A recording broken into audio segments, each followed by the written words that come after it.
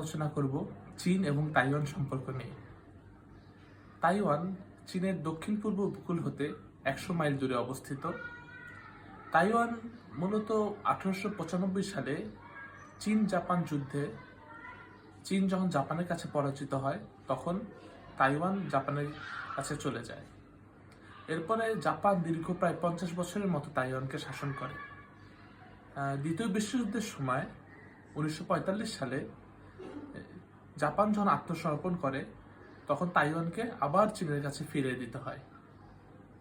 চীন চলে এলো তাইওয়ানের কাছে, কিন্তু তখন চীনে চলমান গৃহযুদ্ধ, চেয়ারম্যান মাও সেতুংয়ের নেতৃত্বে কমিউনিস্ট পার্টি এবং চিয়াং কাই-শেক এই দুজনের দ্বন্দ্বে শেষ পর্যন্ত কমিউনিস্ট পার্টি জয়লাভ করে এবং 1949 সালে তারা চীনের ক্ষমতা দখল করে এবং তারা চিয়াং কাই-শেককে চীনের ভূখণ্ড হতে বিতাড়িত করে।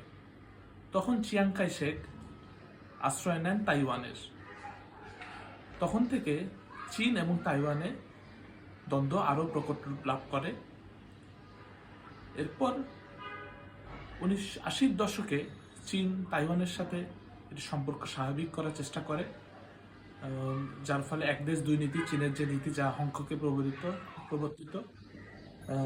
এই নীতি হলো যে ওই তাইওয়ান স্বাধীন ভূখণ্ড থাকবে, তাইওয়ান চীনের একটি প্রদেশ হিসেবে থাকবে, কিন্তু এর সার্বভৌম ক্ষমতা থাকবে, মানে নিজেই নিজের কাজ চালাতে পারবে, কিন্তু চীনের একটি প্রদেশ হিসাবে।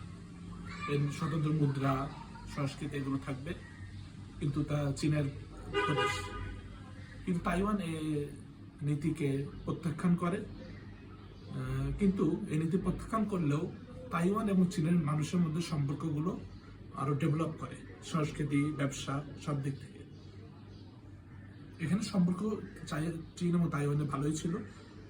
পরবর্তীতে 2004 সালে তাইওয়ানের প্রেসিডেন্ট তিনি ঘোষণা করলেন স্বাধীন তাইওয়ান গঠন করবেন। এতে চীনের যারা নীতি নির্ধারক তারা নড়েচড়ে বসেন এবং 2005 সালে একটি আইন সংসদে একটা আইন পাশ করেন যে তাইওয়ান যদি স্বাধীন হতে চায় তাহলে চীন সেখানে শক্তি প্রয়োগ করবে।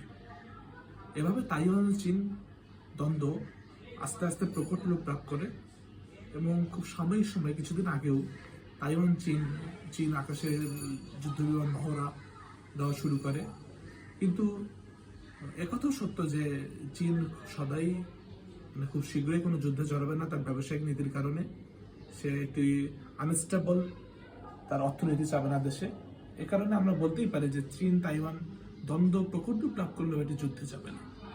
ধন্যবাদ।